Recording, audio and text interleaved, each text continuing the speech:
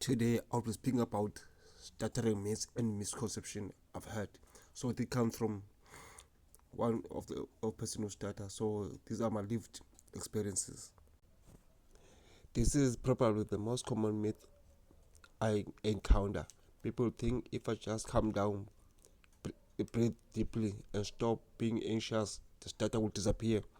Here's the reality: I can be completely calm, relaxed on a beach with zero pressure, and I will stutter. Why? Because stuttering is a neurological difference. Is how my brain processes speech. It's not in my head. It's literally in my neurology.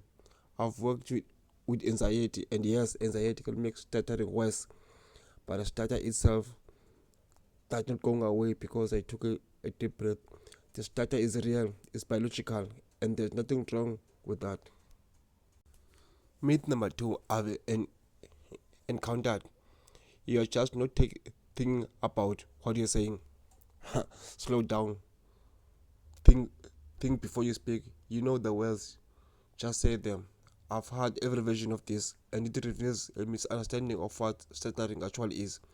My brain knows what I want to say. I know the word. The challenge isn't cognitive. It's motor. It's about coordinating the muscle movement of speech.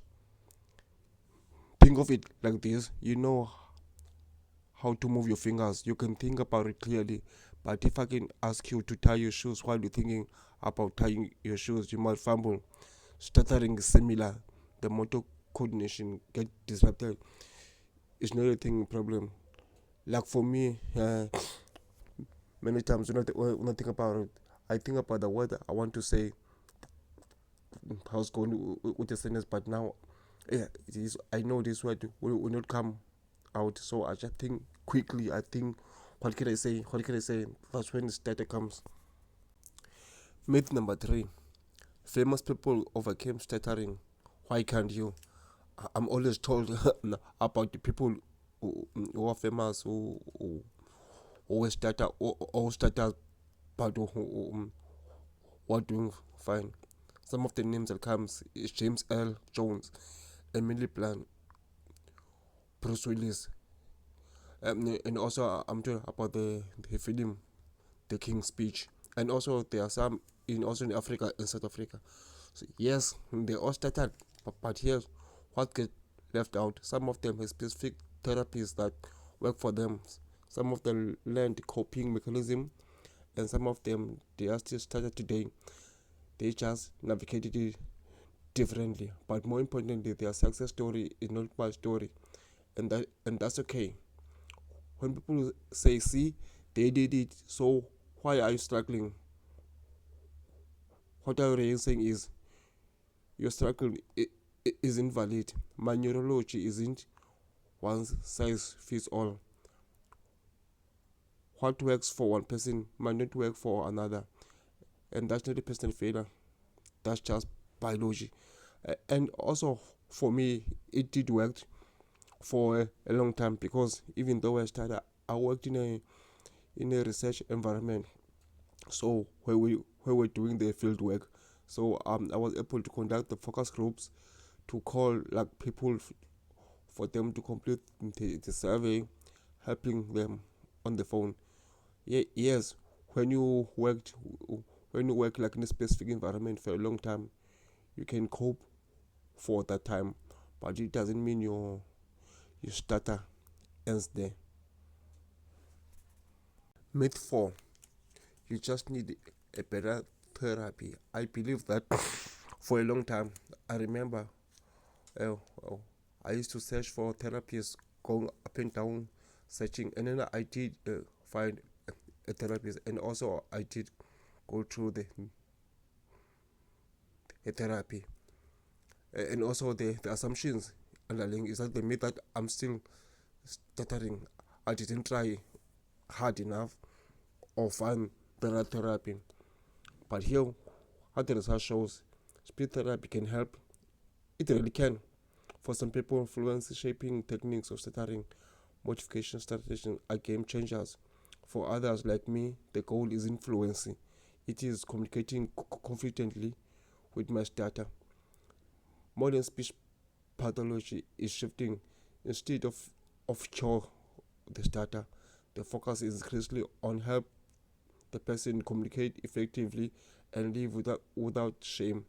That's revolutionary because my stutter might always be part of how I speak, and that doesn't mean I failed therapy.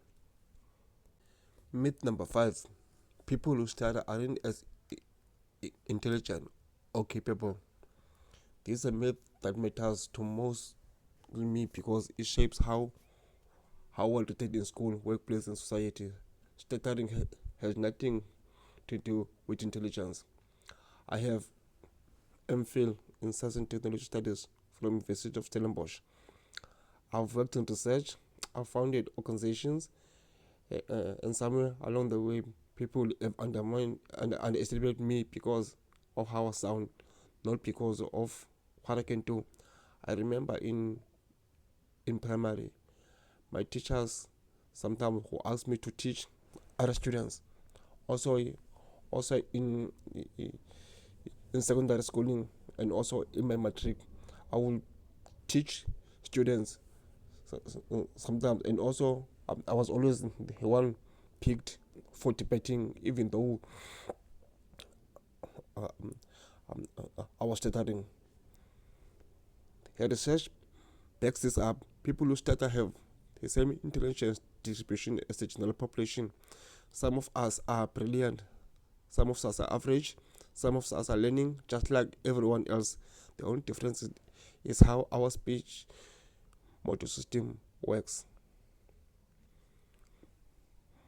But you know what does affect capability? It's discrimination. When someone judges you as a less intelligent because of your stutter, that's not a limitation. That's theirs, and that's what need to change. The other myth is you can hide it if you try hard enough. I know people who does. So I've seen some people who stutter spend their entire life trying to hide it. They avoid certain words, plan conversations meticulously, speaking workarounds, and you know what? The energy takes to do that is exhausting. I tried it for years. I still do sometimes, depending on the context, but the costs are high. Anxiety, limited self expression, constant vigilance. I've learned that people actually respect authenticity more than fluency. When I own my starter, when I say yes, I starter, let me finish that thought. People listen, they respect it because it's real and it's brave. Hiding it, that's a thing that actually cost me, not the starter itself. The other myth is stuttering is rare and only affect kids.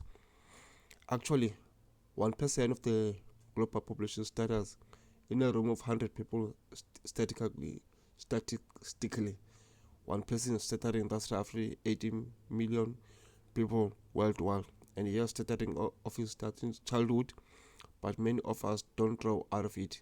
Stuttering can persist into adulthood, and that's normal. Some people develop stuttering later in life due to neurological events.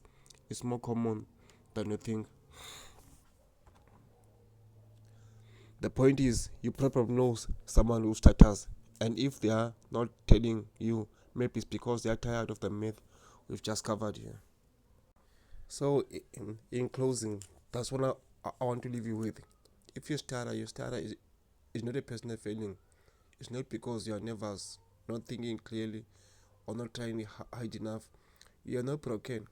You are not less intelligent. You are not alone, and you deserve to communicate without shame.